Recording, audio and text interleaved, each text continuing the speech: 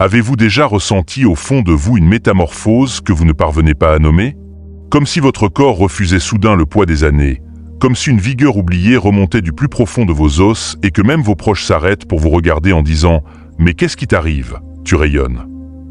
Écoutez bien, ce n'est pas un hasard, c'est une visitation du Très-Haut. Dieu est en train de réécrire votre ADN spirituel pour la saison la plus explosive de votre existence. Si vous passez à côté de cette compréhension aujourd'hui, vous risquez de rater le plus grand réveil surnaturel que vous ayez jamais vécu. La parole déclare dans Psaume 103, 5 que celui qui comble ta vie de bien renouvelle ta jeunesse comme celle de l'aigle. Ce n'est pas une métaphore gentillette, c'est une promesse explosive qui s'accomplit sous vos yeux. En cet instant précis, vos cellules, votre peau, votre souffle, votre joie profonde sont en train d'être réinitialisées pour une mission précise. Et cette restauration n'est pas là pour flatter votre ego, elle est là parce que l'appel qui brûle en vous exige une version de toi incassable, affûtée, intrépide. Le ciel est en train de forger le vaisseau parfait pour porter ce qui vient. Mais attention, la majorité va balayer ces signaux. Ils diront « c'est l'âge, c'est le sport, c'est le nouveau sérum ». Toi, tu sais que non. Si ce message t'a trouvé aujourd'hui, c'est parce que tu as été sélectionné pour entendre la vérité nue. Reste jusqu'au bout et tu comprendras exactement pourquoi tu te sens soudain plus léger, plus vivant, plus puissant sans pouvoir l'expliquer. Car cette métamorphose n'est pas cosmétique, elle est militaire.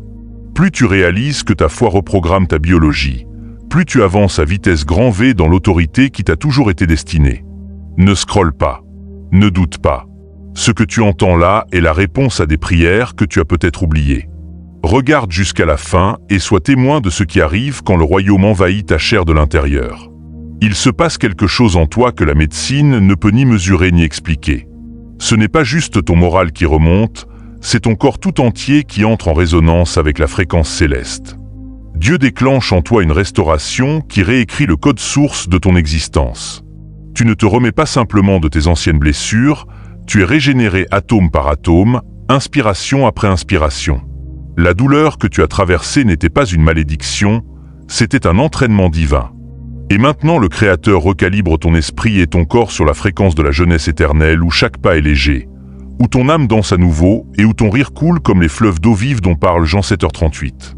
Ce n'est pas du rêve, c'est Dieu qui fait ce que lui seul sait faire, ranimer ses choisis. Tu l'as senti, n'est-ce pas? Cette énergie qui revient comme une marée montante, ces pensées soudain limpides, cette peau qui semble capter la lumière différemment. Ce n'est pas une bonne nuit ou une nouvelle crème, c'est ton esprit qui capte le contact direct du Créateur. Ésaïe 40, 31 tonnes. Ceux qui se confient en l'Éternel renouvellent leur force, ils prennent leur envol comme les aigles. C'est exactement ce qui t'arrive en ce moment même. Tu es littéralement soulevé, pas seulement dans tes émotions, mais dans ta chair. Tes cellules répondent à une impulsion sainte, invisible mais irrésistible. Dieu renouvelle ta jeunesse comme l'aigle, Psaume 103, 5, et cette joie qui explose à nouveau en toi n'est pas un hasard, c'est une arme stratégique. Dieu ne te rafistole pas juste pour que tu te sentes mieux, il te reconstruit pour te repositionner. Quand Jésus a ressuscité Lazare, il ne l'a pas fait pour quelques dîners de plus, il l'a fait pour un témoignage qui traverserait les siècles. De la même manière, cette activation en toi est destinée à montrer au monde ce qui arrive quand le ciel prend possession d'un corps humain. La fatigue qui te traînait au sol est en train d'être arrachée parce que tu as encore des âmes à saisir, des prières à faire naître, un destin à accomplir. Ton corps rattrape enfin ton appel. Tout ce qui te retenait, la lassitude, la peur, le brouillard, est en train d'être éjecté. Cette restauration est sainte, intime, personnelle. Dieu le fait parce qu'il n'a absolument pas terminé son œuvre en toi. Tu n'as pas à supplier pour cette activation, elle est déjà en cours simplement parce que tu es à lui. Le souffle de Dieu insuffle la vie dans tout ce qui dormait en toi. Cette pesanteur qui t'écrasait le matin perd son emprise. Ta posture change parce que Dieu redresse ce qui était courbé. Ta colonne, ton mental, ton mandat. Un ajustement divin, presque chiropratique, est en train de te remettre parfaitement droit. Tu es ramené au plan d'Éden, à l'intention originelle que Dieu avait pour toi avant que la vie ne te brise. Et il le fait non seulement pour toi, mais pour que le monde entier voie sa gloire exploser à travers ta transformation. Ne t'étonne pas quand les gens te demanderont « Mais qu'est-ce qui t'arrive ?» Ils penseront régime, chirurgie, bonheur passager. Toi, tu sauras, c'est le saint. Ton sourire porte désormais une autre densité, ta voix une paix qui désarme, et ta démarche est devenue prophétie vivante. Tu ne traverses plus la vie, tu la conquiers. C'est ta confirmation. Dieu restaure son temple parce que la gloire revient, et ce temple, c'est toi. 1 Corinthians 6:19. Tu n'es pas juste guéri, tu es reconstruit pour la prochaine dimension. Et cette prochaine dimension exige la version originelle, la version que Dieu a rêvée avant la fondation du monde. Mettons les choses au clair. Il ne s'agit pas de confort ou de vanité, il s'agit de redevenir exactement celui ou celle que tu étais destiné à être depuis toujours. Dieu ne te retouche pas, il te recrée de la pointe des cheveux jusqu'à la plante des pieds. Chaque parcelle de toi est réalignée sur le plan éternel qui existait avant le temps. Ce n'est pas esthétique, c'est alliance. Quand il déclare « Voici, je fais toute chose nouvelle », Apocalypse 21h5, il parle littéralement de tout, ton métabolisme, ton rire, ton rythme cardiaque, ta façon de respirer. Même ton rire change, il n'est plus teinté de douleur, il est pur, libre, débordant. Tu ne retournes pas à l'ancienne version de toi, tu accèdes enfin à la version sainte, au chef-d'œuvre que le péché et le temps avaient voilé. Ton corps reconnaît enfin son vrai maître. La déchéance perd son droit légal, et le souffle éternel reprend chaque territoire. Souviens-toi de Moïse descendant de la montagne, son visage brillait tellement qu'on ne pouvait pas le regarder. Exode 34, 29. Ce n'était pas qu'intérieur, c'était physique, la preuve tangible qu'on avait séjourné trop longtemps dans la présence. C'est exactement ce qui t'arrive. Tu as séjourné assez longtemps pour que ta chair n'ait plus d'autre choix que de rayonner. Ta peau se souvient du jardin. Tes os lâchent les traumatismes transgénérationnels. Ton sommeil devient profond parce que la guerre intérieure est terminée. Les vieux schémas, les codes de mort, fondent comme neige au soleil. Cette fatigue chronique, cette lourdeur émotionnelle ne partent pas grâce à des pilules ou des thérapies. Même si Dieu peut les utiliser, elles s'évaporent parce que l'esprit de vie chasse toute trace de mort. Tes cellules vibrent désormais sur la fréquence du trône. Cette transformation ne vise pas juste à éviter la maladie, elle te rend immunisé contre les mensonges qui t'avaient enchaîné. Tu n'es plus esclave des symptômes, tu es porteur de gloire. Comme Jésus parlait et les os secs reprenaient vie, Dieu te parle en ce moment même et chaque parole réécrit ta biologie. Le plus beau, tu n'as pas besoin de comprendre la science derrière. Tu as juste à faire confiance au potier qui t'a tissé dans le ventre de ta mère, Psaume 139, 13, et qui te retisse aujourd'hui dans sa gloire. Le Saint-Esprit ne se contente pas de toucher ton cœur, il recharge tes mitochondries. Tes muscles se souviennent qu'une nouvelle saison arrive. Tes yeux brillent parce que la vision est restaurée, au sens propre comme au figuré. Ce ne sont pas des effets placebo, c'est la sainteté en mouvement. Ces petites améliorations que tu remarques ne sont pas aléatoires, c'est une stratégie militaire céleste pour préparer ton corps à ce qui vient. Alors la prochaine fois que tu croises ton reflet et que tu vois cette lumière, ne te contente pas de sourire, rends gloire. Tu es témoin vivant d'une rénovation divine. Tu ne vieillis plus, tu ascendes. Ton corps ne se dégrade plus, il s'aligne. Dieu réapprend à ta chair à écouter sa voix plutôt que l'horloge. Et pendant qu'il te recable, souviens-toi, tu n'es pas juste embelli, tu es sanctifié. Cette transformation est physique, oui, mais elle prend sa source dans l'esprit. Et toi, fils et fille du roi, l'esprit te conduit vers des lieux de gloire que tu n'aurais jamais osé imaginer. Soyons clairs une bonne fois pour toutes. Dieu ne te redonne pas jeunesse et vigueur pour que tu prennes de jolies photos ou que tu te sentes bien dans ton jean. Il le fait parce que tu as une mission royale à accomplir, et ce genre de mandat exige un corps alerte, résistant, pleinement présent. Souviens-toi de Sarah. Elle a ri quand Dieu a annoncé l'impossible, mais Dieu ne plaisantait pas. Il l'a restaurée pour enfanter une nation, Genèse 21. C'est exactement ce qui t'arrive. Tu es restauré pour l'héritage, pas pour l'esthétique. Il y a un appel sur ta vie qui demande une clarté mentale tranchante, une résilience d'acier et une force physique réelle. Dieu t'équipe jusqu'au bout des ongles. Ce n'est pas pour l'ego, c'est pour l'endurance. Des portes massives sont sur le point de s'ouvrir, mais elles exigeront que tu sois parfaitement aligné. Le brouillard mental que tu traînais s'évapore parce que ton esprit est renouvelé. Romains 12h2 ne parle pas par métaphore. Le renouvellement de l'intelligence est concret, fonctionnel. Tes pensées deviennent affûtées parce que Dieu te télécharge des stratégies célestes. Les conversations que tu vas avoir, les vies que tu vas impacter, les salles dans lesquelles tu vas entrer exigent la version la plus éveillée de toi-même. Il y a désormais un poids prophétique à ta présence. Ce n'est pas un hasard. Quand Jésus a guéri la belle-mère de Pierre, elle s'est levée immédiatement et s'est mise à servir, Marc 1h31. La guérison précède toujours l'envoi. Dieu te guérit parce qu'il s'apprête à te lâcher dans des territoires où tu te sentais autrefois trop fatigué ou trop petit. Ta transformation n'est pas juste pour toi, elle est pour tout le corps du Christ. Elle va servir de preuve vivante que la foi n'est pas une théorie, c'est du pouvoir brut. Le genre de pouvoir qui change ta démarche, ta parole, ton service. Voilà pourquoi la pression a été si intense ces derniers temps. L'ennemi a vu le changement avant toi et il a paniqué.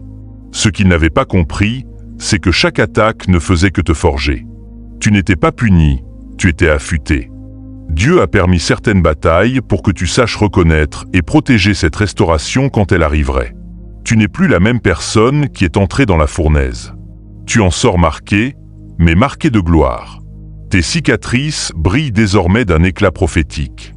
Tu portes une autorité qui ne vient pas d'un titre, mais d'un témoignage brûlant. Et le ciel s'apprête à l'utiliser puissamment. Alors demain matin, quand tu ouvriras les yeux et que tu sentiras cette vague d'énergie, ne la gaspille pas en routine. Garde-la précieusement et demande « Seigneur, où m'envoies-tu aujourd'hui ?» Car il n'a pas renouvelé tes forces pour que tu restes assis, il les a renouvelées pour que tu sois lancé. Tu as été choisi pour bouger avec une conviction qui déplace des montagnes. Il y a des âmes qui attendent de l'autre côté de ton obéissance, et maintenant que ton corps et ton esprit sont enfin synchronisés, plus rien ne te retient. Tu es littéralement bâti pour ça. Et là-haut, ton Père sourit, parce qu'il sait, tu es enfin prêt. Voici la vérité que le monde refuse de voir. La foi n'est pas un vague sentiment religieux. C'est une force vivante, électrique, qui fait littéralement descendre le royaume dans ta chair. Hébreux 11h1 dit que la foi est une substance, une preuve tangible de l'invisible. Ce n'est pas de la poésie, c'est de la mécanique céleste. Ton corps a été conçu pour obéir à la foi. Quand tu déclares « Je suis restauré », tu ne te fais pas d'illusions, tu signes un décret que le ciel exécute. Le monde te dira « Attends de voir pour croire ». Dieu te dit « Crois et tu verras », Jean 11h40.